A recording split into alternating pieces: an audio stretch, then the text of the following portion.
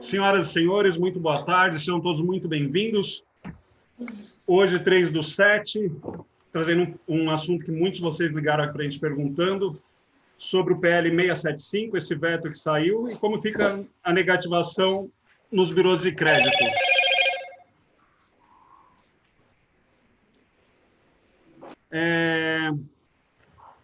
Temos aqui, agradecendo a participação de todos, vários fizeram já contato aqui para a gente, falando que participariam, lembrando que todas as perguntas, mandem para a gente por chat, que no final a gente vai encaminhar para todos os participantes e dentro do possível a gente vai respondendo. Quem mandar pergunta aqui, só lembra de se identificar, falar de qual cidade está falando, estado. O mais longe que nós fomos, acho que foi Manaus, que já se identificou aqui em lives passadas. Então, quem estiver por aí só vai se identificando, tanto São Paulo, interior, o pessoal do Rio Grande do Sul também, que está em grande número aqui, os outros estados, manda aqui mensagem para a gente. Caso tenha alguma dúvida posterior, manda para a gente por e-mail também, nos e-mails aqui do Sinfac São Paulo, que a gente ou responde para vocês ou encaminha para o responsável, ele com certeza vai, dentro do possível, atender vocês também. E hoje os debates serão conduzidos pelo senhor Hamilton de Brito Júnior, presidente do Sinfac São Paulo, senhor Márcio Aguilar, presidente do Sinfac Rio Grande do Sul, Alexandre Puc das Neves, que é consultor jurídico do Sinfac São Paulo e do Sinfac Rio Grande do Sul, senhor Elias Sper, presidente da NBC, senhor Paulo Melo, vice-presidente da NBC, Juliano Dutra, diretor de Relações Governamentais da NBC, e a doutora Luciane Pinheiro Pedro, advogada da NBC. Para dar início, convido o presidente do Sinfac São Paulo, o senhor Hamilton de Brito Júnior. Por favor, senhor Hamilton. Olá, boa tarde, pessoal. Em primeiro lugar, quero agradecer a participação de todos, associados ou não associados, de nossos grupos no Gabinete da Crise e no Fórum das ESCs. Esse Fórum das ESCs nós criamos há uma semana atrás e está com 250 participantes que estão interagindo entre si, mas parece que eles não compareceram no grupo ainda, porque pelo número que tem. Mas agradecer em especial aos nossos palestrantes, Dr. Márcio, que é o presidente do Sinfac do Rio Grande do Sul, então estamos aqui os dois maiores sindicatos do Brasil, o nosso consultor jurídico, o doutor Alexandre, e principalmente aos palestrantes da ANBC, o presidente Elias, o vice Paulo Melo, o Julian, o diretor de Relações Governamentais, e a Luciane. O Julian, que é uma fera lá nas relações governamentais. Então, hoje a palestra é sobre o veto do PL 675. Então, em primeiro lugar, eu queria parabenizar a ANBC pela grande conquista de conseguir esse veto, né? O pessoal da ANBC é realmente muito competente e conseguiu duas grandes vitórias, na minha opinião. A primeira foi quando o projeto entrou no Senado e foi inserido o artigo 2 da negativação em forma apartada, mas com aquela agravante de suspensão do protesto e medidas judiciais. Brinquei com Elias que a ANBC deu um golpe de mestre na Noruega. Foi uma brincadeira, mas foi mesmo. Então, a segunda vitória foi o veto final do 675. Foi muito bom, pois evita a discussão da figura do consumidor na pessoa jurídica ou na pessoa física. O Sinfac-SP enviou correspondência a todos os deputados solicitando a exclusão do artigo 4º e 6º, ou na impossibilidade da exclusão, que houvesse a rejeição do substitutivo. Fizemos até uma live com o deputado Alex Fontaine e o deputado Laércio Oliveira sobre esse assunto. Então, quando saiu a rejeição do substitutivo, nós comemoramos bastante, porque nós eliminamos o nosso maior problema e o nosso maior risco, que era o risco do protesto. E, particularmente, eu tenho uma pequena dúvida se fosse aprovado o substitutivo do Senado, se a ANBC teria feito esse brilhante trabalho para fazer o veto, para conseguir o veto. Então, tão logo saiu o veto, nós entramos em contato com o Elias, solicitando cessar a medida de suspeição de negativação por 45 dias. Que vamos ter a resposta nessa live, pelo menos eu espero ter. Entendemos que o momento é outro, de retomada dos índices, de retomada das atividades. E todos os índices do gabinete da crise demonstram isso. Então, eu queria mostrar rapidamente a evolução dos índices do gabinete da crise. Você tem aí, Sandro? Tenho.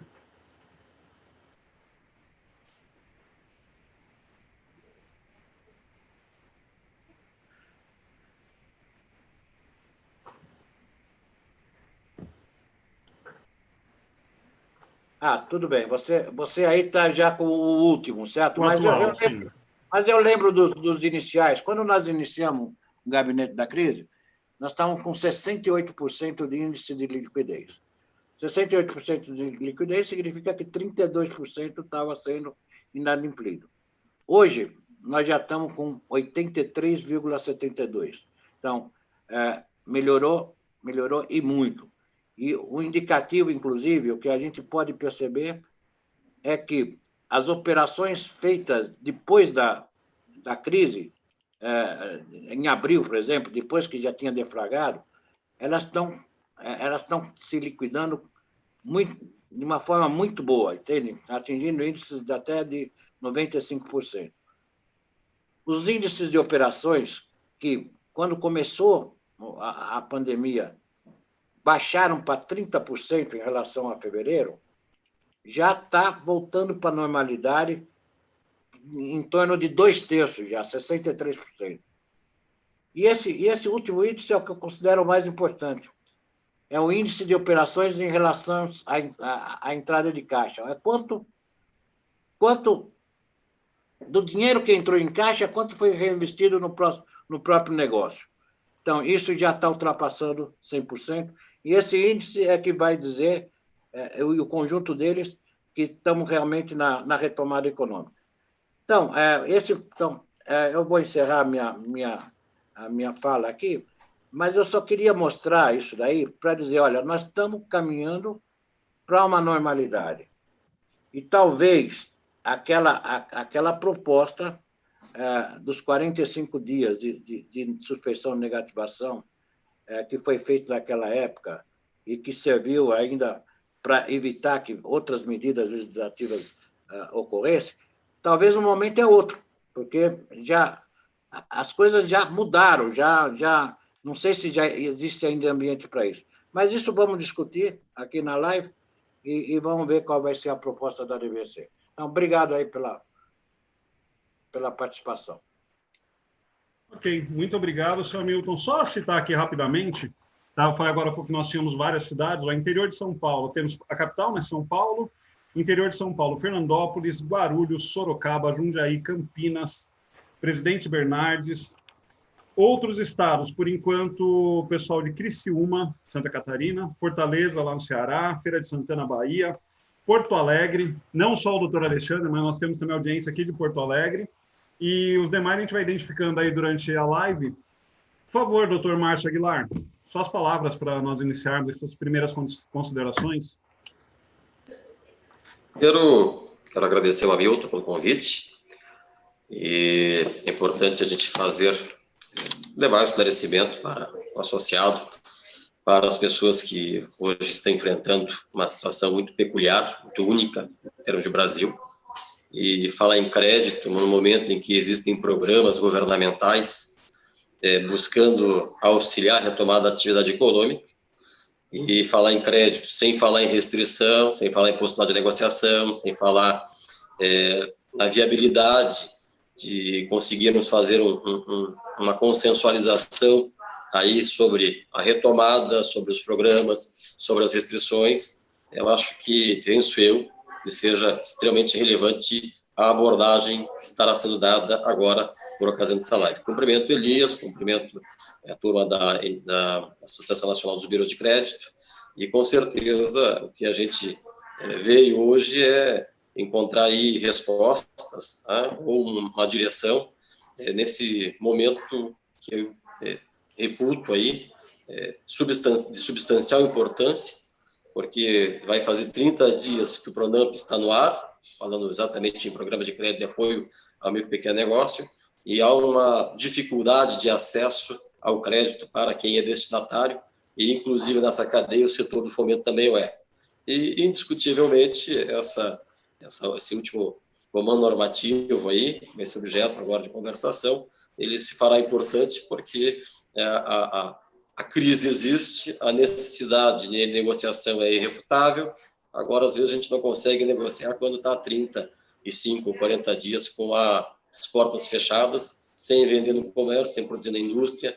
Enfim, como coadunar essa situação, já que a análise creditória, a limpeza no CNPJ, ou a mudança agora no perfil para o caso positivo, passa a ser um fator preponderante para a avaliação, a concessão e outorga de crédito.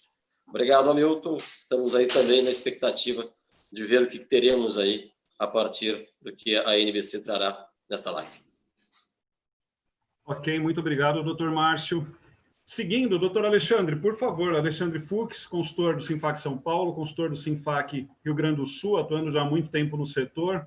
Suas primeiras considerações, doutor Alexandre, só lembra de abrir o seu microfone, está sem áudio aqui para mim. Só enquanto ele está abrindo lá, também citar aqui o pessoal de Piracicaba, Araraquara, Jaú, Sorocaba. Doutor Alexandre, por favor. Boa tarde, pessoal. Boa tarde, presidente Hamilton, presidente Márcio, Elias. Quando veio esse assunto aí lá da Associação Nacional dos Bureaus de Crédito, né?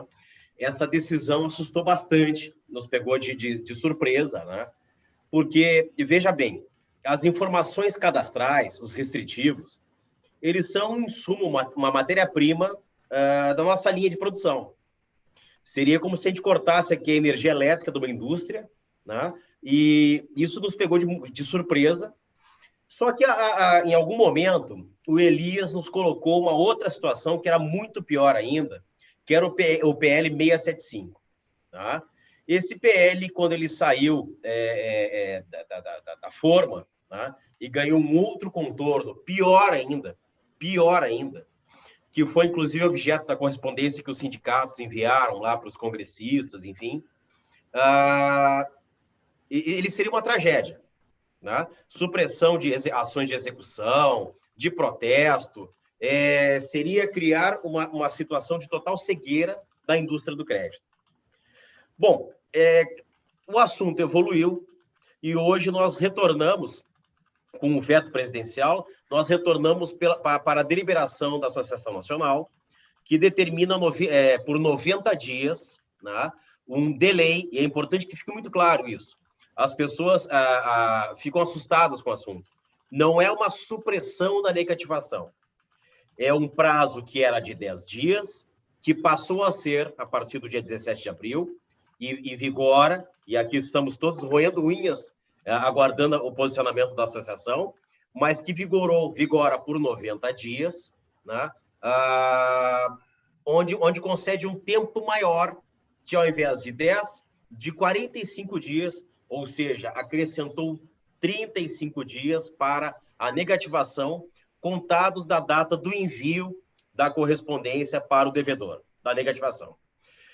Bom, essa situação nos favoreceu a debater conceitos, né? Houve um debate muito grande com relação a conceitos. O principal conceito foi o conceito de consumidor, que é um conceito no Brasil que ainda não foi muito bem definido. Tá? Nós temos uma legislação consumerista e doutrinadores, e ainda bem aqui que nós temos algumas decisões do STJ, inclusive da ministra, acho que é da Nancy, enfim, me corrijam se eu estiver errado, que colocou aí no centro da discussão a figura do consumidor pessoa jurídica.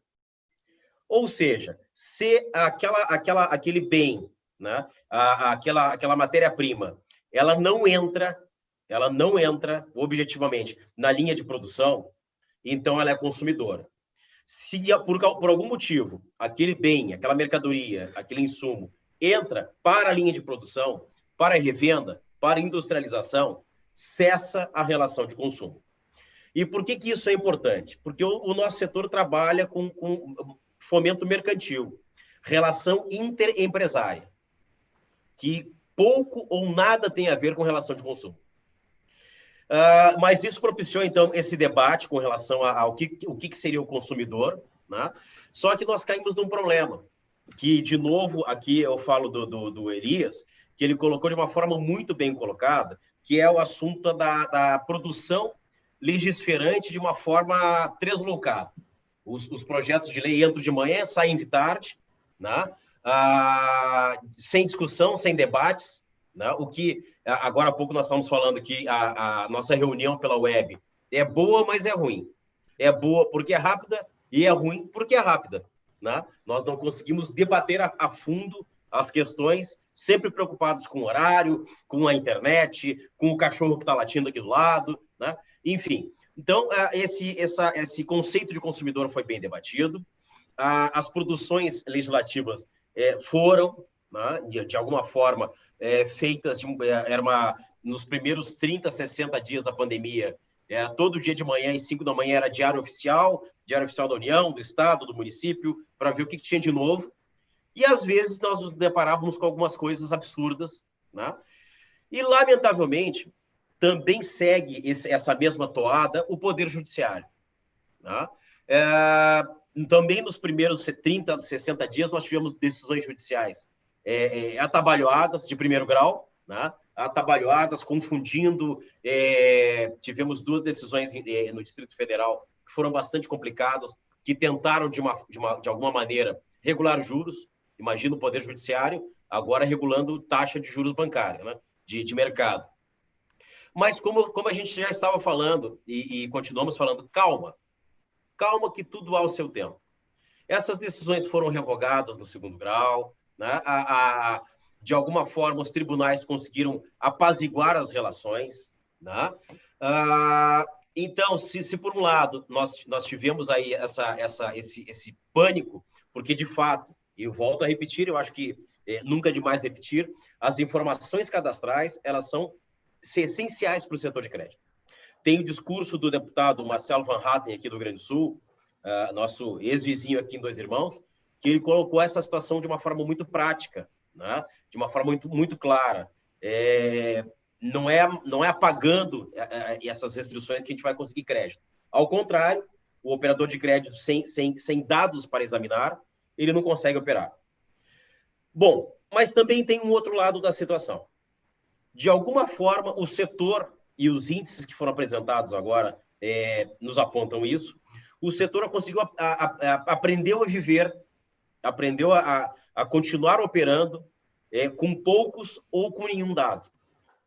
Tá? Eu vejo que isso foi muito bom. Nós aguçamos o sentimento, o sentido, né? Aquele sentido mais epidérmico com as operações, e acabamos compreendendo, e isso não é um demérito, acabamos compreendendo que muitas das informações, tá, que se encontram nos birôs de crédito, elas já existem. O birô de crédito ele pode criar índices, ele pode criar rating, ele pode criar credit score, mas a maioria das informações elas já existem. Tá? Então, o setor, de alguma forma, aprendeu a buscar na fonte essas informações. Claro que buscar na fonte essas informações é uma ferramenta manualizada, muito difícil, demorada, complicada. Né? Então, nós desenhamos nos sindicatos uma receita de urgência, né? Protestos, aonde que eu busco? Tabelionato XPTO, as demandas judiciais, no site do não sei das quantas, a dívida tributária federal, estadual, municipal, reclamatórias trabalhistas. É óbvio, né, que nós substituímos o computador e voltamos para o passado, né, fazendo a esteira de produção de uma forma manual. Mas, de alguma forma, os índices que estão aí não mentem, eles são muito claros, né, conseguimos sobreviver a essa problemática aí da supressão, e agora estamos aqui todos ansiosos para saber aí se essa decisão da Associação Nacional, que, aliás, faço um parênteses e um parecer pessoal meu, Elias. Nós analisamos como funcionou, como está funcionando, né, em outros países, inclusive no nosso co-irmão Portugal. Em Portugal, nós tivemos uma moratória oficial e uma segunda moratória privada, né, porque, de alguma forma, as pessoas que concedem crédito entenderam. Uma colocação que o presidente Márcio fez, nós temos lojistas fechados. Né?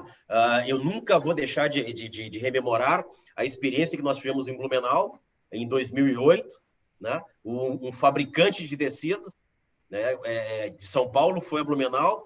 Naquele ano tinha havido uma enchente terrível, fábricas desapareceram dentro do rio Itajaí-Açu, e o cidadão, com as duplicatas embaixo do braço, batendo na porta de cada um dos tecelões, enfim, e as pessoas abriam a porta com medo. Ele veio me cobrar, e ele disse, não, eu vim quitar a sua duplicata, porque o seu prejuízo é o meu prejuízo. Lembrando que quando você se reerguer, você vai continuar a voltar a fabricar tecido, e eu vou continuar a lhe vender tecido. Então, foi em economias mais evoluídas que a nossa, certo? Houve essa moratória consciente para a preservação daquilo que precede a própria moeda. E não sou eu que estou dizendo, qualquer livro. O crédito precede a existência da moeda. Então, como a gente falou, em economias mais desenvolvidas, a moratória foi algo natural. No Brasil não foi. Por quê? Porque, lamentavelmente, a nossa cultura econômica é um pouco ou nada desenvolvida, e nós acabamos aqui recepcionando o vendilhão, o esperto, né? O mal-intencionado, que quer se aproveitar dessa situação.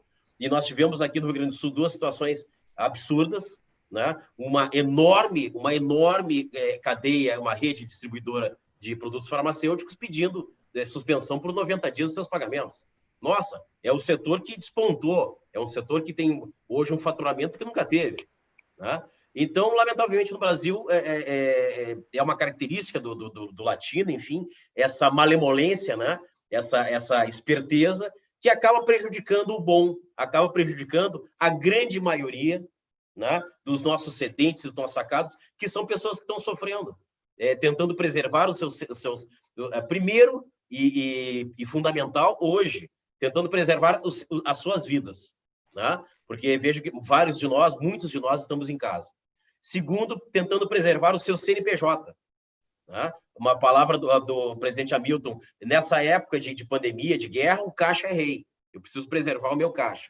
E terceiro, voltando à palavra do doutor presidente Márcio, já encerrando a minha participação aqui nessa introdução, as ferramentas governamentais de acesso ao crédito, elas não funcionaram. E no nosso grupo, as pessoas reclamaram e reclamam, poxa, o banco XPTO está pedindo X% de TAC para abrir o Pronamp. Né? Gente, é uma coisa muito óbvia. Em tempos de guerra e guerras mundiais, poucos saem ganhando. Mas um que sempre sai ganhando, com certeza, e é histórico, é o banqueiro. Né? Então, não seria aqui uma aberração ou um fato novo imaginar que o banqueiro, nesse momento, não quisesse aumentar taxas, aumentar privilégios, aumentar garantias, né? E o nosso mercado tem visto isso e recepcionando. E aqui fica um comentário positivo para o nosso setor. Quantos de nós, empresários, estamos recepcionando hoje nas nossas empresas clientes egressos das casas bancárias que não os querem mais, por conta de taxas, tarifas, pandemia, né? Então, isso é um sinal muito positivo. Agora, aguardamos as palavras do presidente Elias aí para saber qual vai ser o nosso futuro nos próximos dias com relação aos nossos restritivos. Muito obrigado. Obrigado, doutor Alexandre. Doutor Alexandre, consultor Sinfac São Paulo, Rio Grande do Sul, igual já citei, também lá do Sinfac de Santa Catarina, lá de Criciúma. Agradecer também a presença aqui na nossa live, está acompanhando o presidente lá do Sinfac de Criciúma, o senhor Bruno Ferreira de Almeida. Muito obrigado pela presença, pela participação. Também temos aqui o pessoal acompanhando lá de Salvador, Bahia, Vitória, Espírito Santo, Piracicaba, Araraquara, Jaú, Casa Branca, todas no interior de São Paulo. E, por favor, senhor Elias, pode seguir agora, por favor, senhor Elias Sfer, presidente da NBC. Ok, antes de mais nada, obrigado. Boa tarde a todos. É um grande prazer estar de volta à Sinfac. Nós temos um bom relacionamento aí com vocês e a gente tem muito prazer de participar dessas lives que a gente é submetido a uma série de perguntas e a gente sai são lives boas que você entra e sai melhor do que entrou. Você sempre aprende alguma coisa, entendeu? Então, são essas lives que vale a pena participar. Então, eu vou compartilhar com vocês uma tela aqui, tá? E vamos dar sequência. Deixa eu projetar aqui. Muito bem. Então, é isso aqui, né? Veto do PL 675, como fica a negativação nos birôs de crédito. Muito, muito bem colocado. Deixa eu só passar aqui rapidamente os 4 sócios, vocês já sabem, então esse slide não tem sentido. Eu vou falar rapidamente sobre os 8 pilares que a gente viu aí, de como os países na área internacional têm endereçado o problema de crédito, né? Primeiro, compartilhamento de informações, a interpretação dos relatórios de uma forma diferente, implementação de procedimentos adequados devido à falta de mobilidade, ver os relatórios de modo a ter um impacto mínimo, nulo, na parte de avaliação e risco, certo? Relatórios disponíveis aos titulares, coisa que nós já temos aqui por causa do cadastro positivo, mas a disponibilidade dos relatórios para que as pessoas físicas e jurídicas tenham acesso à informação, entendam como é que ele está e como é que ele é avaliado e possam atuar. Melhoria dos tratamentos das reclamações, porque nesse momento há muito fluxo de informações, e com isso tem que se abrir espaço para que seja endereçadas as reclamações, seja da pessoa física ou da pessoa jurídica. Promover a digitização. Digitização é um pouco além da digitalização, seria a digitalização e disponibilização de forma muito abrangente das informações. E um último pilar aqui, que o pessoal tem promovido, que é uma das bandeiras da NBC, é promover a educação financeira. Tá? Só para poder contextualizar como é que anda isso. O que aconteceu nos 45 dias? Antes da pandemia, 10 dias, em média, após comunicação, né, subiam os dados negativos, tá certo? A proposta apareceu o 675, e o 675 veio uma coisa horrível, né? Com parlamentares cheios de boas intenções, né, propondo que o seguinte, né, vamos suspender as informações positivas e negativas até o fim do período de calamidade pública. Isso seria realmente a cegueira total. A gente até pode entender o positivo ou o negativo, mas o positivo é exatamente o alicerce do histórico, que traz muito mais informações do comportamento do que meramente só o negativo. Depois de muita luta, batalha, colocamos a nossa medida setorial para andar, e com ela, o que era previsto suspensão do positivo e negativo passou a ser negativação por 90 dias, a contar de 20 de março. E aí começou a correr o relógio, certo? E com isso, né, essa iniciativa dos 10 dias para 45 dias durante 90 dias, foi ela que realmente possibilitou a negociação, foi ela que realmente jogou água fria na panela, que a panela de pressão estava para estourar, entendeu? E com isso a gente ganhou tempo, o tempo foi correndo, o tempo também foi favorável a gente no Senado, porque demorou-se muito para poder se tomar decisão no Senado. No Senado saiu um negócio, eu até falo brincando, saiu um ornitorrinco, é um bicho maluco que tem, né? Tinha de tudo ali, coisas todas, sabe, iniciativas misturadas, e tenho certeza, né, a iniciativa ali de suprimir os dados de cartório não foi bandeira da NBC. Tá? A NBC, ela depois eu vou mostrar aqui para frente, né, o setor preza a preservação do uso das informações necessárias para tomar a decisão de crédito. Tá? A gente entende que o instrumento do protesto é um instrumento legal, como é que se diz? Ele tem a sua base, tá certo? Tem o seu propósito, E, com isso, é uma maneira, porque hoje em dia, hoje no positivo, quando você não paga alguma coisa, aparece uma lacuna, certo? Se você olhar a esteira de dados, a pessoa não pagou. Agora, a negativação e o protesto é uma decisão meramente do credor de querer resgatar. Tá certo? Então, quem tem acesso ao positivo e sabe ler o positivo, ele vê claramente quem não pagou. E se ele for um pouco mais, né, olhar em mais detalhes, se isso aí passou de 90 dias, é muito provável que ela foi negativada ou poderia ser um critério de negativação até por interpretação interna. Mas isso aí é uma decisão meramente do credor. E com esses 45 dias, a coisa caminhou, tá certo? E os volumes de negativações do período, né, mesmo com a pandemia, se manteve estável. Eu vou mostrar para vocês, com um pouco mais de detalhe, né, e se provou ser uma decisão acertada do setor. Então, olha só, eu chamei esse quadro aqui do normal no anormal. Nós estamos num momento anormal.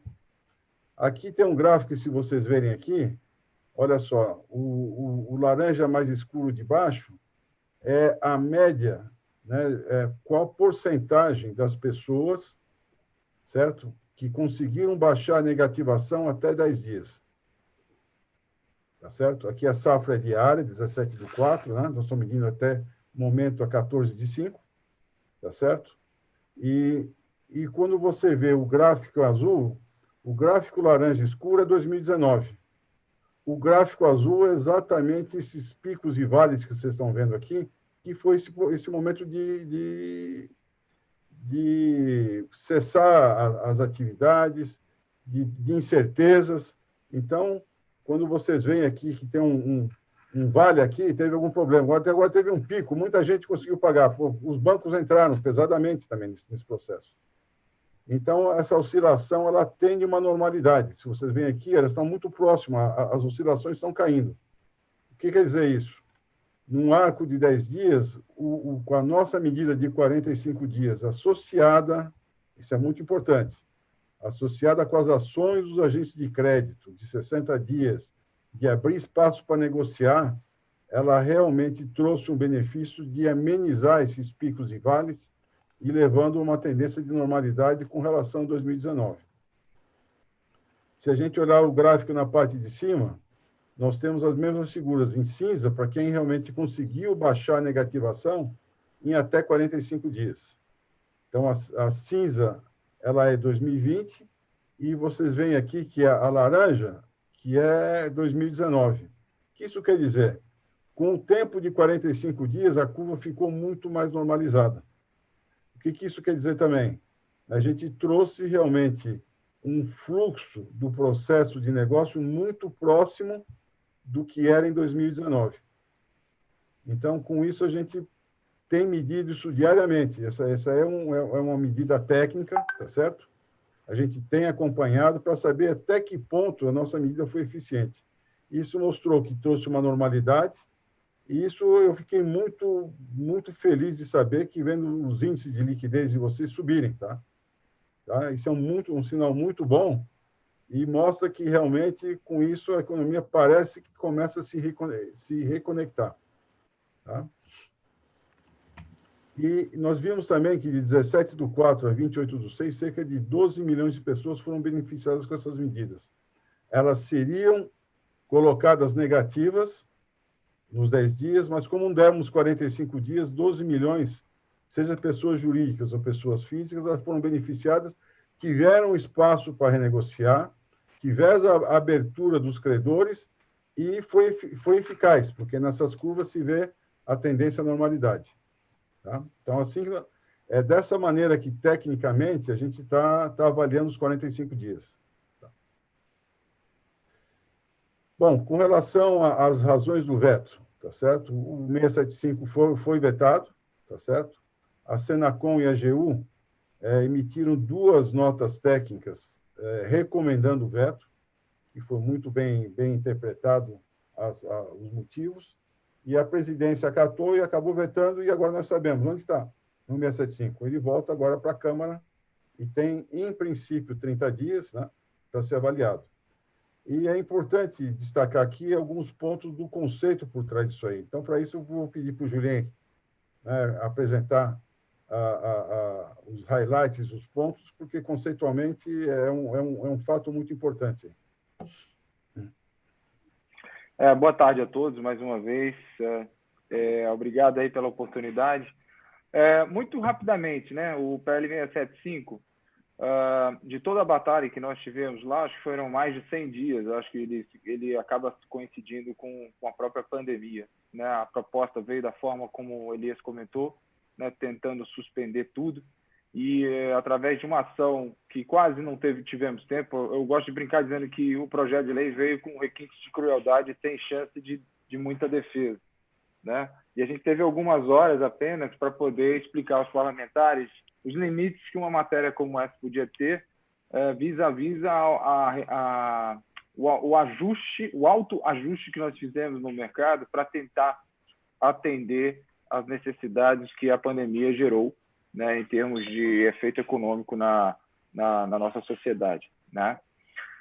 Mas a gente pode falar um pouco mais do PL 675 um pouco mais à frente, e a gente considera tudo que aconteceu uma certa vitória, realmente, até porque o veto em si ele veio cheio de boas razões, de bom senso e com muito bons argumentos, né? O que eu gostaria de destacar é que a própria Senacom, do lado esquerdo aí embaixo, colocou a preocupação...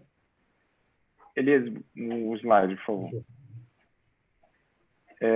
A própria Senacom colocou uma preocupação muito grande do ponto de vista do consumidor, que a medida do 675 poderia beneficiar implicitamente os maus pagadores, né? Ninguém quer fazer isso, porque todo mundo quer mudar a disciplina do crédito no Brasil. E a gente está trabalhando junto com vocês e com as outras entidades, representativas do mercado creditício, para mudar essa história, né? A Senacom também considerou que o PL 675 poderia aumentar a assimetria de informações. A assimetria de informações ela é prejudicial à formação da confiança no mercado, entre credor e devedor. Isso é fato. O crédito ele é formado por uma matéria-prima, né, que é a confiança, que é formada de informação. Então, não tem como a gente gerar confiança se não tiver informação, né? E o potencial perigo de se aumentar a judicialização no país, com a resolução de conflitos, principalmente conflitos contratuais.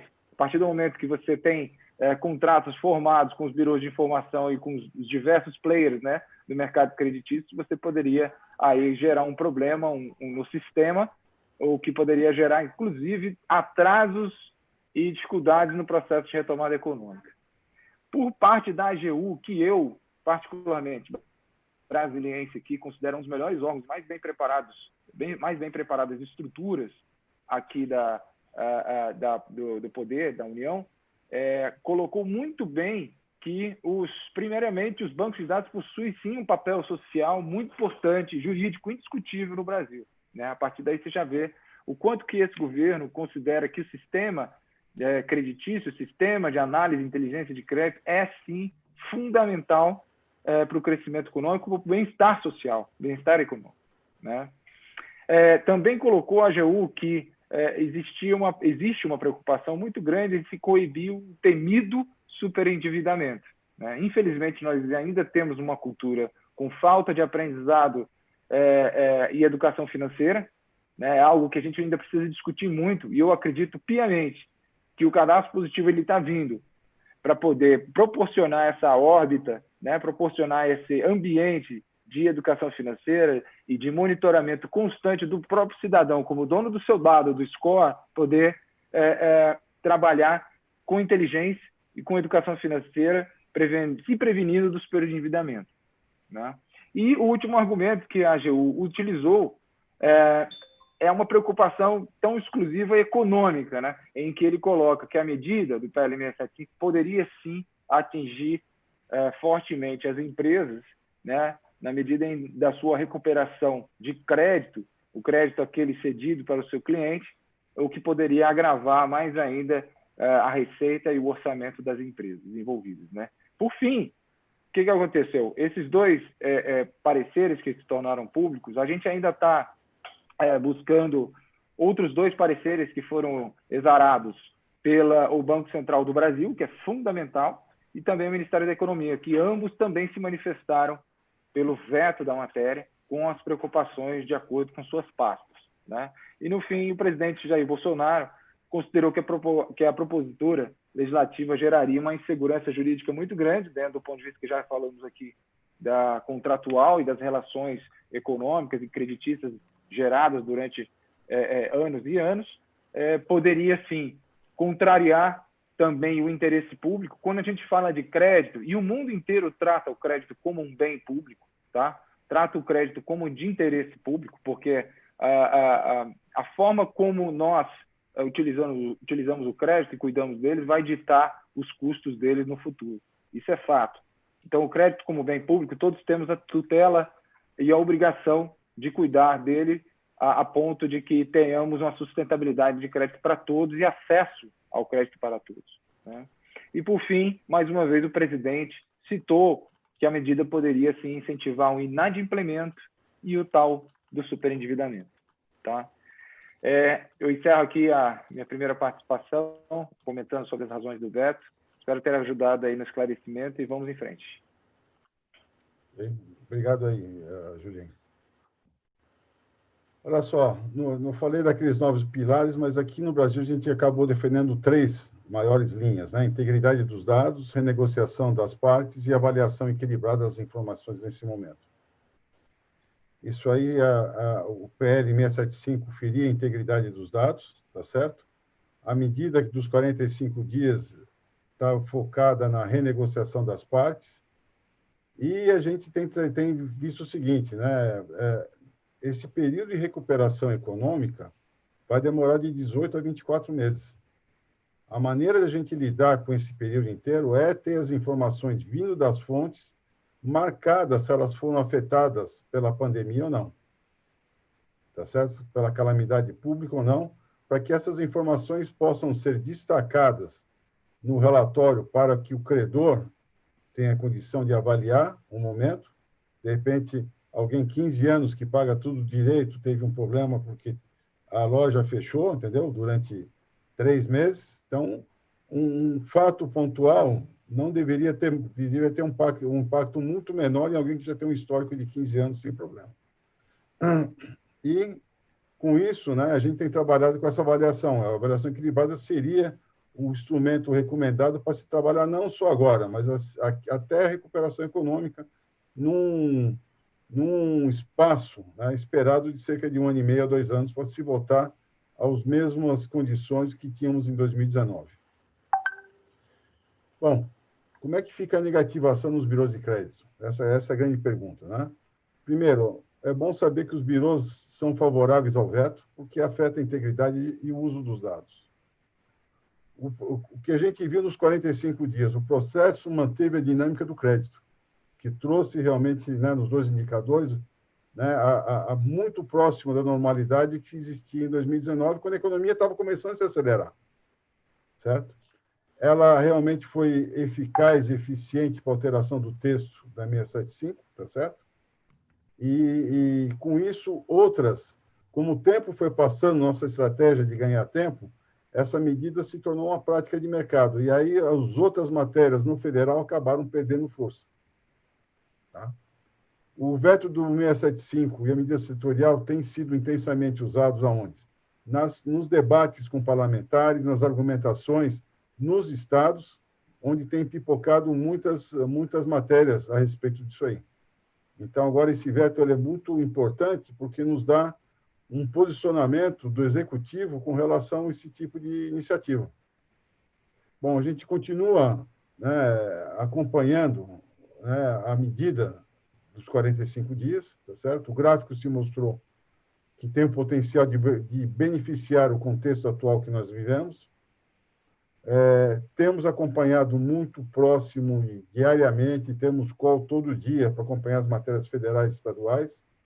A gente tem feito um esforço muito grande de engajamento com autoridades do Legislativo e Executivo, explicando, trazendo melhores práticas, debatendo e esclarecendo, né, que, às vezes, uma boa intenção, né, num projeto de lei é algo com uma visão pontual e tem que se ter uma avaliação sistêmica, tá certo? A gente tem se aproximado de outras entidades setoriais, vocês são uma das entidades chaves que nós temos sempre conversado aí, né, dado o relacionamento, a maturidade do setor. E digo para vocês, a gente vai continuar medindo a efetividade dessa medida, que ela vai acabar agora dia 15 de julho, e vou dizer para vocês numa avaliação que eu diria que tem 2 eixos, tá? Tem um eixo técnico, que são as curvas, tá? Que vocês estão vendo, e tem um eixo político, tá certo? Porque se a gente tiver espaço e a gente conversando com as partes relacionadas aí que são afetadas que são impactadas pelo crédito, tá certo? Se essa autorregulação, se ela puder ser prorrogada por mais 30 dias, ela passa uma mensagem muito forte para o mercado do seguinte aspecto: olha só, o mercado tomou as rédeas da situação e está se resolvendo por si só. Não há necessidade de se criar matéria legislativa, uma vez que o mercado se ajustou e continua funcionando e está trazendo bons resultados. Isso não é uma sinalização que a gente quer prorrogar os 30 dias. Para nós, se não tiver que prorrogar, ou se mostrar que não há necessidade de prorrogar, os birôs não vão prorrogar, tá certo? Mas a gente continua monitorando não só o eixo técnico, mas também o eixo político.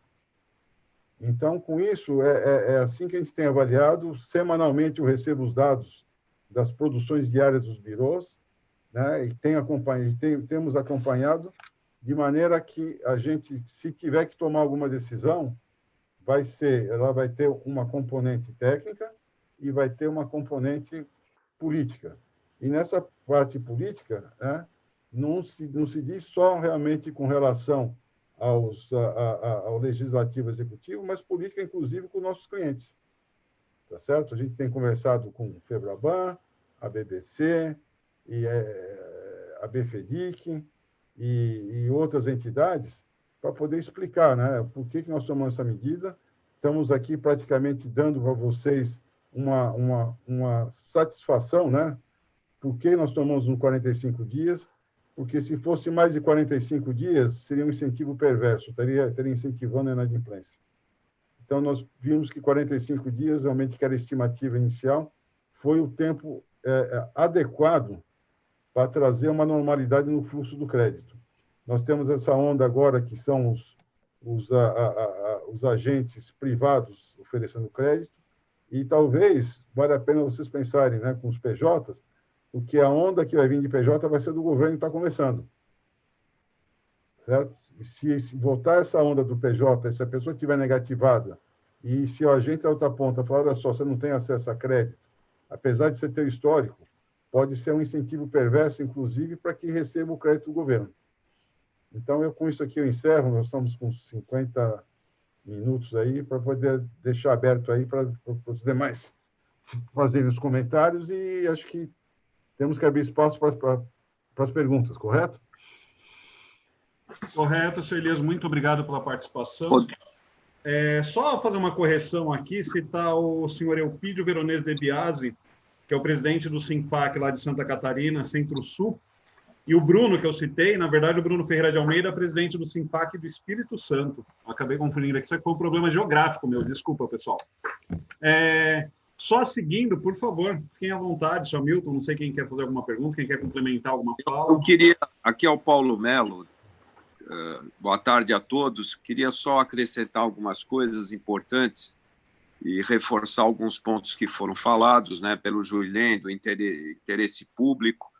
Os birôs são considerados de utilidade pública, então todo esse trabalho que a gente faz do relacionamento entre o consumo e aquele que coloca o crédito para o consumo é muito importante e é reconhecido como de utilidade pública. Outro ponto... Seu Paulo, desculpa interrompê-lo, sua câmera está bloqueada. Se o senhor puder liberar também? Está liberado agora? Não, liberou e bloqueou novamente. Agora sim. Agora sim, obrigado. E o aspecto de falar de São Paulo, a gente levar em conta, principalmente aí para o Hamilton, do Sindicato do Estado de São Paulo, que a lei no Estado de São Paulo não são 10 dias, são 20. O Hamilton deve lembrar do AR, da luta do AR depois aqui, e a lei aqui define um prazo de 20 dias para começar a negativação. Então, os 45 dias seriam 20 dias adicionais, seriam 25 dias adicionais ao que a gente faz normalmente para o Estado de São Paulo. Isso, às vezes, pipoca em alguns outros estados, às vezes muda, alguns outros estados querem passar de 10 para 15 dias. Temos o caso de Pernambuco, ainda não lembro, não tenho direito, o Julien pode falar que se já foi promulgado ou não essa lei lá. Então, é muito importante que a gente tomou uma ação dos 45 dias, é uma ação temporária, provisória, não é para mudar nada ao longo do tempo, aquilo que já está se acostumando, mas era necessário, que nem o doutor Alexandre comentou sobre o caso lá de Blumenau, da pessoa chegar com as duplicatas embaixo do braço e não para cobrar, mas sim para negociar. Então, o papel que nós entramos é no mês 2 pessoas, aquele com a duplicata embaixo do braço e aquele que estava abrindo a porta, para dar o poder e o tempo para ter uma renegociação. É muito possível, e hoje continuam pipocando nas assembleias estaduais, e no próprio âmbito federal, né, ontem mesmo, teve o senador Romário colocou um projeto de lei para suspender todas as negativações. A gente vai continuar tendo essa pressão política e talvez uma resposta que talvez a gente precise dar é alguma extensão desse prazo. Mas isso não está definido ainda e, como Elias falou, a gente está trocando ideias com vocês para ver o melhor caminho para o mercado como um todo. Era só isso. Obrigado. Muito obrigado, seu Paulo. Mais alguma consideração dos participantes? Eu já tenho aqui algumas perguntas. Só rapidamente. Aqueles índices que eu apresentei são médios, mas se você pegar no varejo, né, até 10 dias é cerca de 10%, tá certo? E até 45% são 32%. É muito, muito abaixo do que a média. Por quê? Porque o crédito da pessoa, da pequena e média empresa só vai começar a fluir agora. Talvez vocês venham falar para a gente, por favor, estende, porque eu quero que esse crédito flua, entendeu? Tá certo? Porque não chegou lá. Então, mostra exatamente que a média e o setor, existe uma diferença, porque ainda os agentes não atuaram. Mas é só essa consideração final aí. Ok, mais algum comentário? Senão eu vou aqui para as perguntas. Vamos para as perguntas aí. Pelo tempo aí, né? Tá, perfeito. Sr. Elias, a pergunta vai para o senhor. Eu estou com uma pergunta aqui através do chat do YouTube, foi feita pelo senhor Márcio Lima Gonçalves, que inclusive é diretor do Sinfac São Paulo também, aqui da cidade fica aqui na cidade de Guarulhos. Ele está falando que, pelo que ele entendeu da sua explanação, o prazo de 45 dias para a publicação das negativações permanece por mais 30 dias. Ele confirma, é isso mesmo?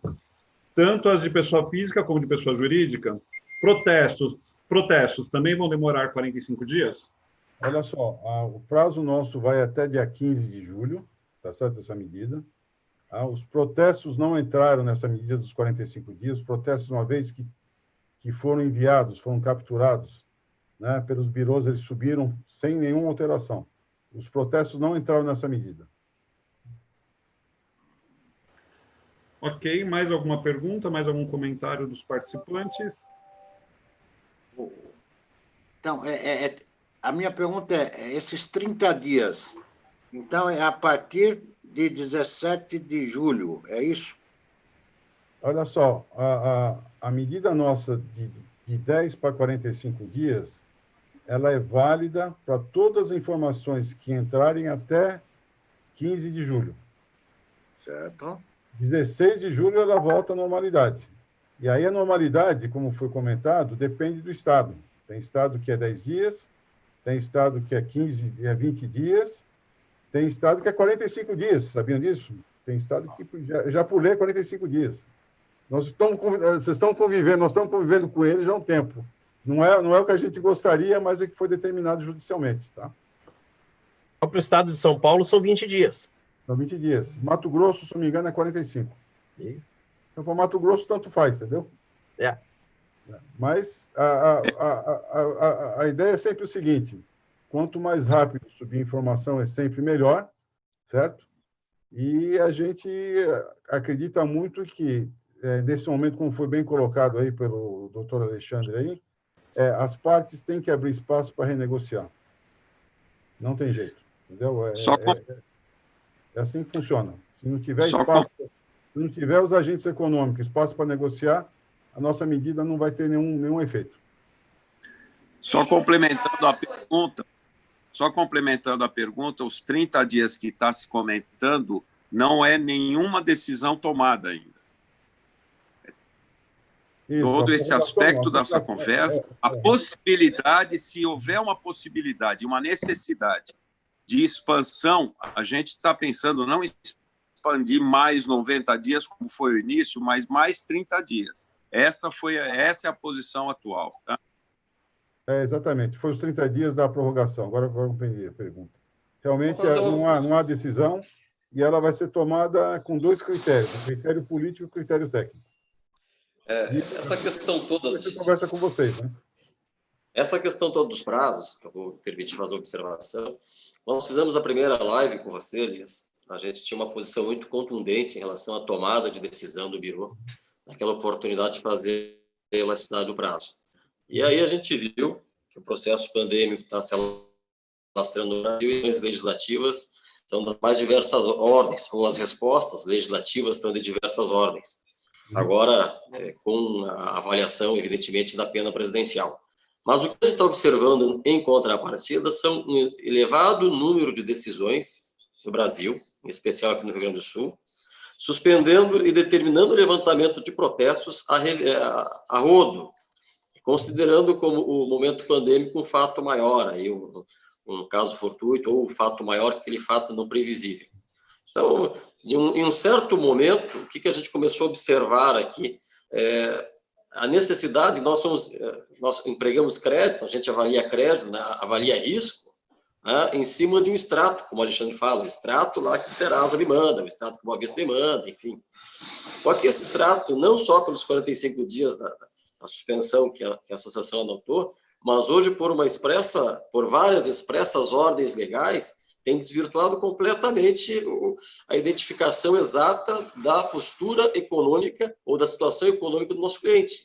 Então, clientes que eram bons, clientes que tinham histórico de pagamento até o final de março, hoje é uma incógnita gigantesca. Se olhar isso pelo comércio, se olhar isso para o segmento do turismo, segmento dos restaurantes, por exemplo, é algo que praticamente é impossível você considerar que uma empresa que ficou 40 dias fechado não vai ter algum problema de crédito. Então, a gente está sendo hoje muito sensível com as postergações, porque nós, em termos efetivos, prazos, aliás, transparência da informação, a gente deixou de ter já há algum tempo, na medida em que a intervenção jurisdicional está utilizando muito o viés do devedor e a necessidade de manter ele com o cadastro mais ou menos bom, até para ter acesso a esses programas que vêm do Estado. Então, para a gente que concede crédito, é um momento bastante delicado, e a repercussão disso, lamentavelmente, é um aumento de taxa do sistema financeiro e uma dificuldade aí de fazer com que os programas governamentais sejam recepcionados na ponta. Só para concluir, agora não tem nada a ver com a live, mas acabei de receber, porque isso a gente faz uma consultoria permanente aqui no Rio Grande do Sul. A cooperativa de crédito aqui está exigindo para acesso ao programa, fora a ausência de negativação, a ausência do crédito score, o crédito score adequado, que é difícil ter, está exigindo um aval de terceiro que a lei não exige e está considerando que não pode haver, a empresa se demitiu depois de 15/5, veja, antes do sancionamento da lei, não terá acesso ao programa. Ou seja, a Caixa derrubou a TAC hoje. A Caixa hoje disse, não tem mais TAC. Nós batemos muito forte aqui na última live com a Cátia Abreu e deu resultado porque a Caixa extirpou a TAC de 3%. Agora, exigir o que a lei não exige e a manutenção da empregabilidade é na data da contratação do empréstimo. Não posso retroagir onde ali não retroagiu. Mas, enfim, a gente entende, eu saio muito mais satisfeito. Aquele teu gráfico de período de normalidade ali, ele demonstra um dado objetivo, essas medições são importantes, e a flexibilização, essa postura que a NBC está tendo hoje, eu acho que ela vem coadunada aí, numa tentativa de evitar que uma decisão de ordem legislativa acarrete um problema ainda maior. Então, a gente passa a ser sensível a essa tomada de decisão, que em outrora nós combatimos, mas, lamentavelmente, a gente tem que encontrar um caminho hoje que permita convivermos todos em harmonia. Crédito, né, a dificuldade do crédito, a renegociação e a elasticidade para que a gente irrigue novamente o setor que poderá retomar a rotina empresarial no Brasil. Eram essas as considerações. Muito obrigado mais uma vez pelo convite. Mas olha só... Eu queria fazer um comentário. É que a gente tem que ter a flexibilidade com responsabilidade. Tá certo? Eu não posso tomar uma medida, entendeu? Sem saber as consequências.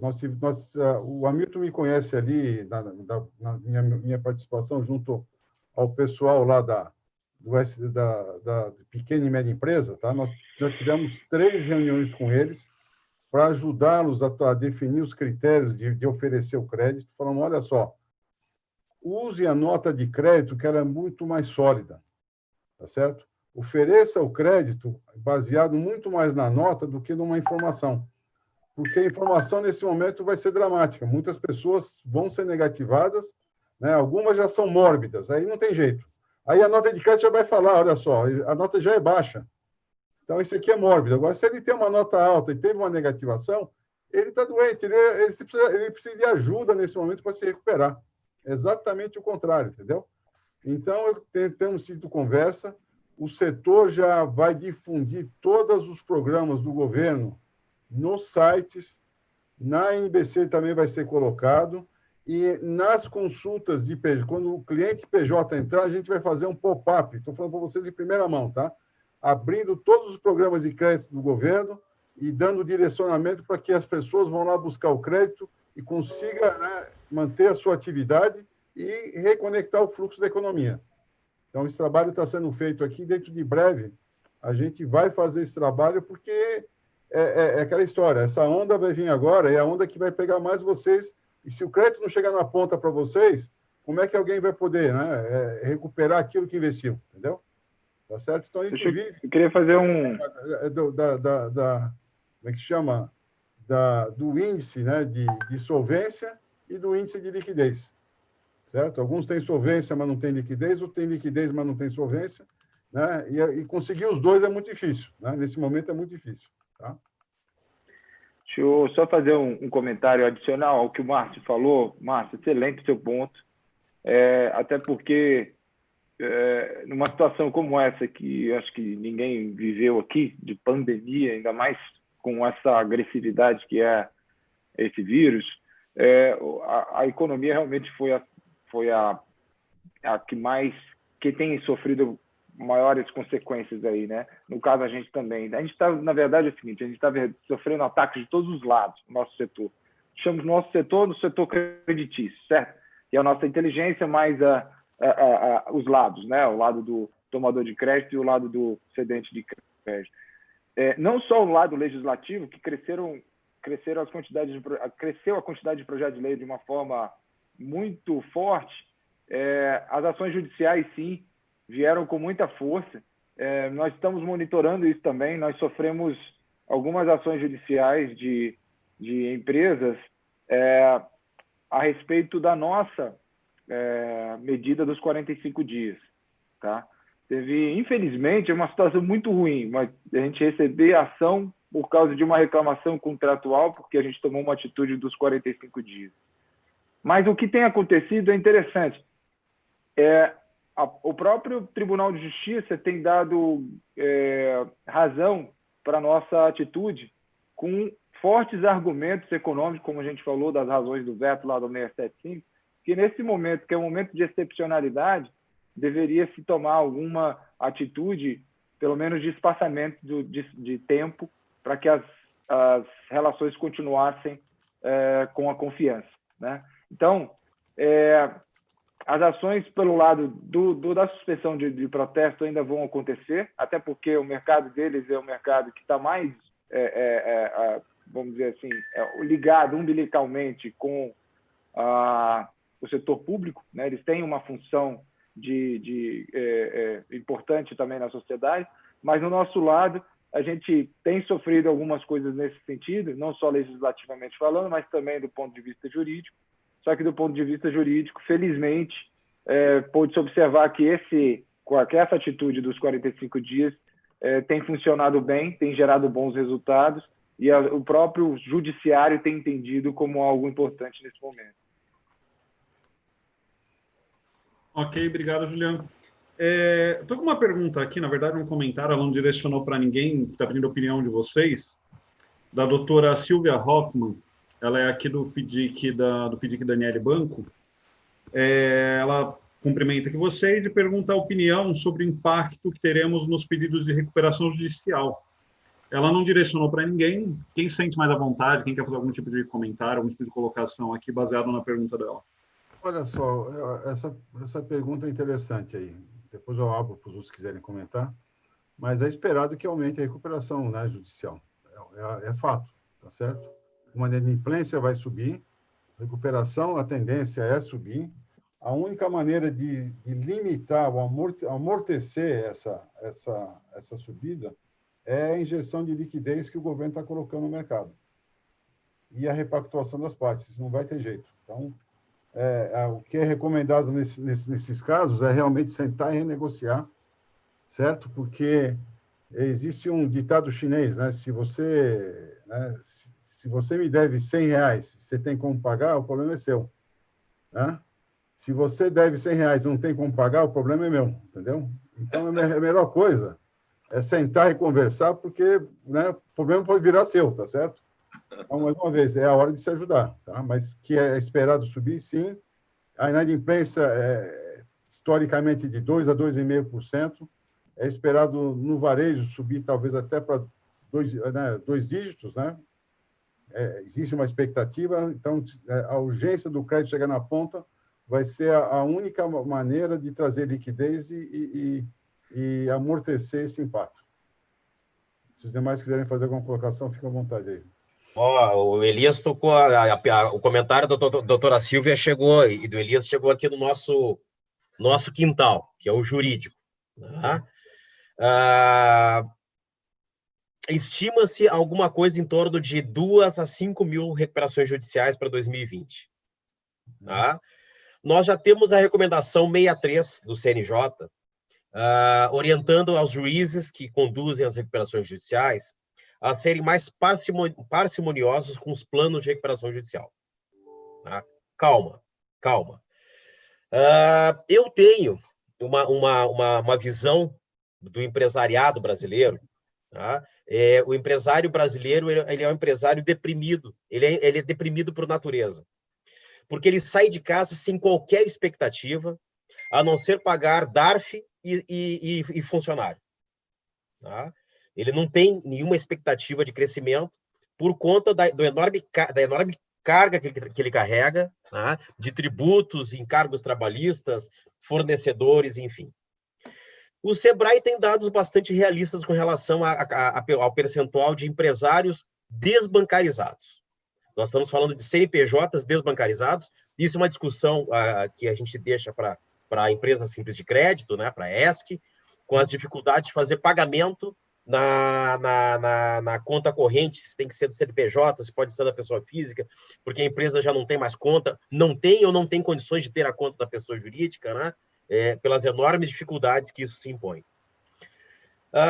Particularmente, aqui eu vou fazer uma colocação do nosso escritório. Nós temos feito aqui nós temos uma demanda muito grande hoje, né? Que o empresariado chama de uma forma equivocada, que é cobrança. Cobrança. Advogado faz cobrança porque não sabe fazer cobrança. O que advogado faz é recuperação de crédito. Né? De que forma que a gente tem feito? vou repetir de novo, uma das melhores lives que eu assisti nesse horroroso período foi lá da Associação Brasileira de Bancos, e eu não me lembro o nome do palestrante, mas ele disse o seguinte: o erro do banqueiro, e que talvez também seja um pouco o erro do nosso setor, é que ele quer cobrar de uma forma assodada de quem quer pagá-lo. Ô, Elias, eu quero lhe pagar, quero pagar em 60 meses. Não, mas eu quero em 12. Aquele que não quer pagar, ele não quer cobrar. Então, aquele processo judicial perdido, que eu não acho mais o devedor, que o devedor nos mandou as favas, coisa e tal, esse eu não tenho nem interesse, né? E a experiência que eu tenho, né, por ter advogado aqui terceirizado num banco aqui na nossa cidade, foi exatamente essa. Né? E isso virou piada interna dentro do banco, porque as pessoas, os devedores, iam lá no jurídico tentando ajustar a dívida. Gente, eu queria ajustar aqui, quanto é que é a minha dívida? A sua dívida aqui é R$ 26.494,15. Se eu pagar à vista, a gente tira os 15 centavos. Né? E tinha uma instituição financeira do outro lado da avenida, do outro lado da rua, né? Quando a pessoa saía do jurídico prostrada, frustrada, que não conseguiu negociar, né? Acordo, a cada um cede um pouco. Né? Aí eu chamava todos os estagiários do jurídico para a janela. Tá vendo aquele sujeito ali? Ele vai atravessar a rua, vai entrar do outro lado, no outro banco, que ele também deve, porque a gente sabe pelos processos, lá ele vai pagar. Né? Então, para encerrar aqui o problema das demandas, né? Falam um pouquinho só de falência. O uso equivocado da falência como um sucedâneo de recuperação de crédito. Executar demora muito. Então, pede falência. Ok. Então, o meu escritório é um escritório que tem um índice de 90% a 95% de sucesso nas falências. Por quê? Porque quando a gente pede a falência, a gente ganha. A empresa quebra. Né? Porque o pedido é pedido de falência, não é de execução. Então, a gente liga para o cliente, ganhamos o processo. O sujeito depositou. Não, ele faliu. A gente pediu falência, ele faliu. Né? E aí vinha aquela batata quente. Lá no passado, chama o diretor do banco aí, ele pediu falência, é o maior credor, agora ele vai ser síndico da massa. Não, isso eu não quero. Tá? Então, só para alertar que o judiciário brasileiro já é, por natureza, um judiciário assoberbado. O Tribunal de Justiça do Estado de São Paulo é a segunda maior corte do mundo. Tem desembargador que não consegue nem ter gabinete. Né? O número de processos, a gente tem uma tabela que está no CNJ, demandas que são recepcionadas e as que são julgadas. O Estado de Santa Catarina é o estado que entrou em colapso já com o processo eletrônico, porque o nosso setor, lá em Santa Catarina, ele cai nas varas de direito bancário, por um equívoco da Corregedoria Geral, enfim. Né? Então, pega cidades, por exemplo, uma cidade grande, que é Criciúma, cai na vara de direito bancário de uma cidadezinha do lado que chama Meleiro. Né? Então, o juiz hoje tem 15 mil, tem 18 mil, tem varas que tem 20 mil processos para serem julgados. Né? Então, nós estamos no contrafluxo da realidade do judiciário. De um lado, o judiciário está paralisado por conta da pandemia, ele já estava paralisado por conta do número absurdo de demandas judiciais, que é humanamente impossível. O brasileiro é um litígio maníaco e tem que dar emprego para 1 milhão de advogados, né? Que se não cavam as suas demandas. Né? Ele é litígio maníaco por natureza, tudo tem que ser judicializado. Né? E com a pandemia, piorou. Porque, lamentavelmente, eu tenho repetido isso nos encontros, por alguma situação, nós conseguimos criar hospitais de campanha. Tá? Mas nós não temos judiciário de campanha. Ao contrário, os membros do judiciário, a estrutura do judiciário se recolheu. Né? Nós não temos acesso aos processos físicos, os processos eletrônicos não têm pessoas para movimentar. Né? Então, acontece esse fenômeno. Então, hoje, judicializar uma demanda, tá, é pedir para remeter esse processo ao infinito. Ou então, que nem aquele desenho animado, ao infinito ou além. Ou além, porque será um número avassalador de demandas judiciais. E para complementar a última situação, que é uma situação que eu sempre falo Assim, quando a gente fala, tem uma palestra que a gente fala sobre recuperação judicial de crédito, não recuperação judicial de empresas. Recuperação judicial de crédito. Né? É aquela velha situação do juiz que está ali para despachar, ele tem 2 oficiais de justiça só, né? E ele tem ali um mandado de citação, penhora, avaliação de uma empresa que está executando o seu cliente. Aí está ali o juiz para despachar aquela demanda e entra alguém pedindo aqui emergencialmente, isso fora do período pandêmico, remédios, né, que o Estado não consegue prover, e é um juiz de uma comarca do interior, ele precisa de remédios que o Estado não provê, ele precisa que o Estado venha a prover esse medicamento. Qual dos 2 juízes vai despachar antes? Né? Nesse meio tempo, entra uma ação, embargos, né, a uma obra, porque tem uma grande incorporadora construindo um prédio do lado da creche municipal, onde está essa criança, e mais algumas batidas da batistaca, a creche vai cair. Qual dos 3 o juiz despacha? Aí vem a merendeira da escola, né, que mora num bairro de periferia, numa zona de exposição, dizendo, meu marido já tomou a cachaça hoje, diz que hoje ele me mata. Qual dos 4 ele despacha? Tá? Então, a gente tem que olhar também que a esteira de produção do judiciário, o judiciário não está preparado para cobrar conta. O judiciário não vai cobrar conta. Ele tem as ferramentas para. Então, qual é a prudência que a gente orienta os nossos clientes hoje? Calma. Subir para o judiciário hoje remeter esse contencioso, que poderia ter sido feito de outra forma, para o infinito. Vai ser mais um número de processo, mais um relatório e mais custas judiciais. Então, com relação à recuperação judicial, né? Eu acho que a gente tem que ter um pouco de parcimônia aí. Muitos CNPJs já desapareceram, outros desaparecerão, né? E se a gente conseguir contribuir para evitar isso, negociando, lembrando, todos aqui já vamos perder de uma forma ou de outra, né? Então, acho que é um momento agora de união e para finalizar, essa união é o cadastro positivo que nos permite. É a visão do passado da pessoa. Tá? Eu tenho um cliente nosso, um falecido cliente nosso, que por uma contingência ele faliu, foi um dos maiores empresários, talvez do sul do Brasil, faliu, e ele disse, Alexandre, é impressionante que depois de 60 anos, né, as pessoas me chamam de vigarista. Eu só não tenho mais dinheiro para pagar porque eu fali. E foi por uma contingência no setor de mineração. Tá? Então, finalizando, nem sempre o empresário que está em recuperação judicial e nem sempre o falido é um marginal criminoso. Tá? Então, olha só, acho que o Márcio quer comentar, né? Na verdade, eu ouvi atentamente o doutor Alexandre, né? Concordo com as observações, mas a pergunta que eu iria te direcionar, Elias, porque recebi aqui no privado várias indagações, é sobre o pop-up. É essa a expressão correta? Pop-up. Pop-up é quando você entra, ele aparece assim uma tela. Tá certo? Quando você entra num site, aparece assim, olha só, promoção não sei do que mais. É quando você entra num...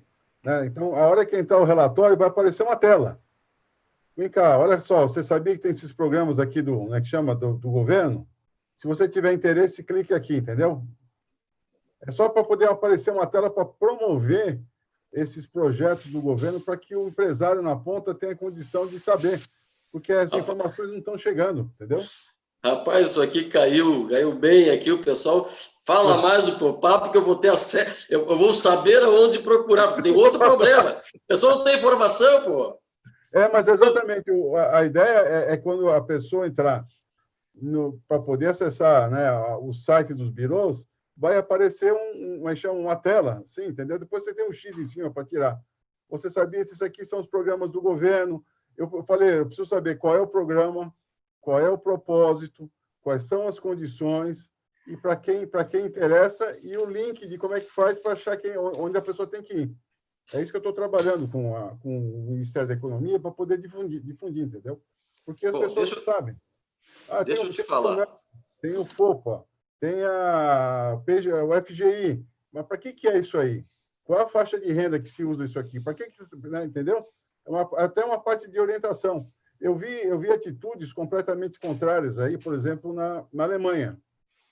A Alemanha, os bancos pegaram os clientes e mandaram mensagem com esses pop-ups.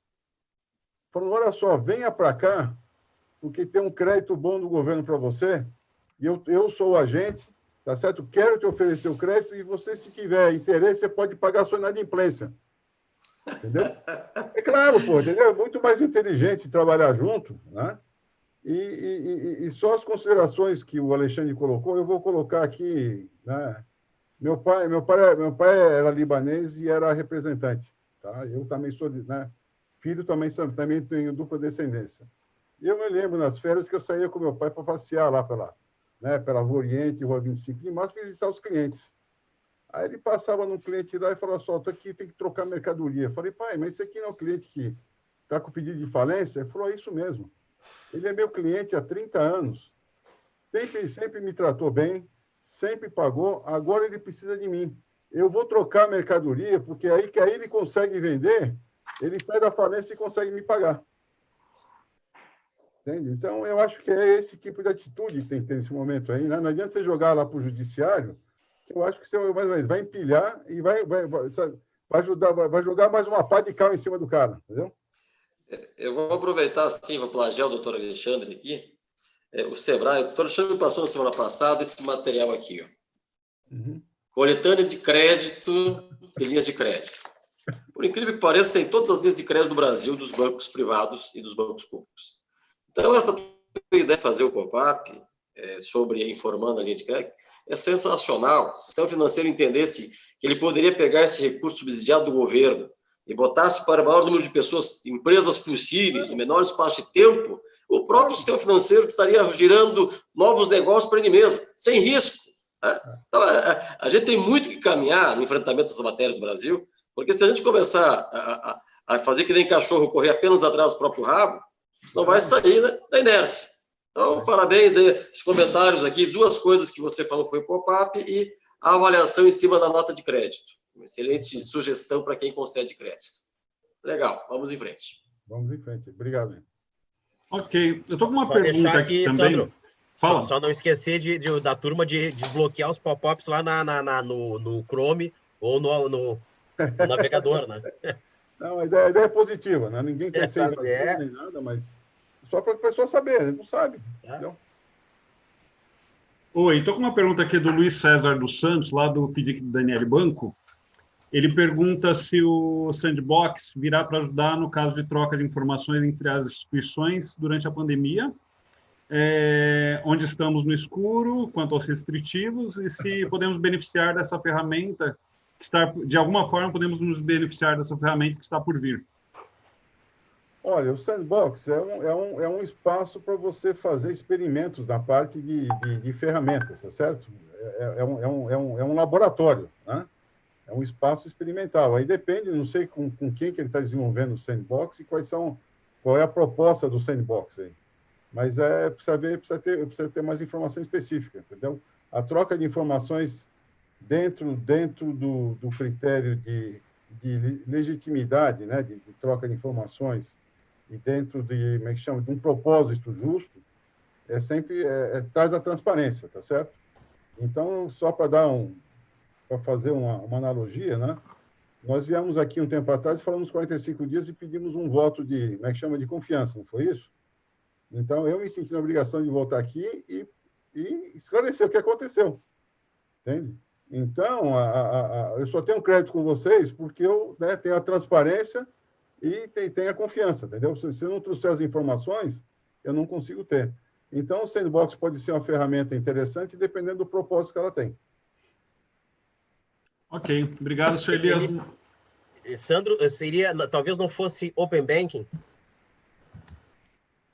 O Open Banking está vindo, né? Agora em novembro. Faria mais sentido. Né? Aí é o seguinte, é uma troca de informação. O cliente é dono da informação, tá certo? E ele migra a informação e as operações quando ele quer. Ele faz o agente A mandar para o agente B tudo que ele tem, as informações e até as transações. Então, isso aí é uma iniciativa do Banco Central, inclusive, de estimular a competição, incentivar as fintechs, que eu também acho que é um caminho muito, muito bom para poder, e saudável, né? Para poder desenvolver a cultura e a disciplina do crédito. Tá? Ok, mais alguma observação, mais algum comentário? Sr. Milton, então, por favor, já estamos aqui, ó, 5h35, 5h30 pelo meu, já até ultrapassamos o tempo que estava previsto. Temos aqui alguma interação, acredito que todas as perguntas que vieram foram respondidas. Se por acaso alguma ficou sem resposta, manda para a gente que a gente encaminha posteriormente. Sr. Milton, por favor. Bom, 1h30 de live, que era para responder uma única pergunta, como é que fica a negativação dos 45 dias, até que rendeu. Mas foi muito agradável, Foi um papo bem descontraído, então foi muito legal. E eu quero agradecer aqui ao Elias, toda a equipe da ANBC. E o Elias não quero agradecer por essa live, não. Quero agradecer por todo esse período que estava acontecendo, tramitando o 675. Ele nunca deixou de me avisar o que estava acontecendo. Então, ele foi muito leal, muito legal, porque a gente ficava nessa expectativa do que ia acontecer e tudo mais, e ele sempre nos orientou, inclusive esse assunto que tinha uma grande chance de ser vetado. E, graças a Deus, foi vetado. Então obrigado a todos vocês aí da ANBC. Obrigado por participar na live. Obrigado pela competência em ter conseguido esse veto. E vamos continuar com essa parceria, que ela é muito boa. E esperamos não termos que nos ver outras vezes para assuntos tão polêmicos, tão ruins para nós. Mas, de qualquer forma, só para finalizar a resposta daquela pergunta dos 45 dias, então, praticamente, o que eu entendi que a resposta é que continua até meados deste mês, de julho, e depois poderá ser prorrogada por mais 30 dias. Então, talvez depois, se precisar prorrogar, pensar no plano de retomada, igual as cidades estão fazendo, o amarelo, o vermelho, o azul, aí, talvez poderia, em vez de ser 45 dias, se precisar, reduzir para 30 dias, sei lá, uma sugestão. Porque a ideia aí é dar uma resposta que o mercado está se autorregulando. E simplesmente falar, vamos continuar com tudo como está, não é uma resposta legal, porque o mercado já está mudando e está retomando. Então, fica aí uma sugestão para pensar no assunto. Tá? Ótimo. Eu não mostrei para vocês, mas nós estamos medindo, só para vocês saberem, 10, 20, 30 e 45 dias. Eu estou com os 4 termômetros aqui, tá? Legal. Legal. Gente, muito obrigado. Se alguém quiser falar uma palavra final, fica à disposição. Elias, sua consideração final. Bom, primeiro, antes de mais nada, né, isso aí reforça a parceria, né, que nós temos aí com vocês. Cada live que a gente tem com vocês aí, sempre a gente recebe, né, um choque de realidade, que é muito bom isso aí, entendeu? Né, nos traz aí a temperatura na ponta, que para a gente ter que tomar decisão. Num momento desse, a coisa mais importante é a informação. É ter conversa, é ter diálogo, ter informação. E as reuniões são sempre construtivas, então eu tenho muito prazer em participar dos eventos aí da Sinfac e receber feedback, seja positivo, seja negativo, porque eu sei que eles são honestos, tá? Muito obrigado. Obrigado, gente. Ok, muito obrigado a todos os participantes. Só aqui quero aproveitar, acabei não citando durante a live, agradecer muito aos diretores do Sinfac também que estão acompanhando aqui, vários mandaram mensagem para a gente pelo chat, pelo WhatsApp também. Professores aqui do Sinfac também que estão acompanhando, mandaram agradecimento, muito obrigado pela participação. Os grupos de WhatsApp, de Telegram sobre ESC, sobre o Gabinete da Crise. Agradecer também, só para citar aqui algumas cidades, Guarulhos, Fernandópolis, capital São Paulo, Sorocaba, Jundiaí, Campinas, Presidente Bernardes, Campinas, Araras, Marília, Casa Branca, Piracicaba, Araraquara, Jaú Desculpa se eu esqueci alguma aqui do interior de São Paulo. E de fora de São Paulo, nós tivemos Criciúma, Fortaleza, Feira de Santana, Porto Alegre, Espírito Santo, Aracaju, Itajaí, Caxias do Sul, Vitória, Salvador. E, mais uma vez, reforço o convite para seguir o Sinfac nas redes sociais e também compartilhar aí, por favor, com a gente suas opiniões, e vamos seguindo. Agradeço muito a presença de todos. Até a próxima. Bom final de semana a todos. Muito obrigado, pessoal. Obrigado aí. Obrigado. Bom final de semana. Tchau. Tchauzinho. Pronto, agora nós não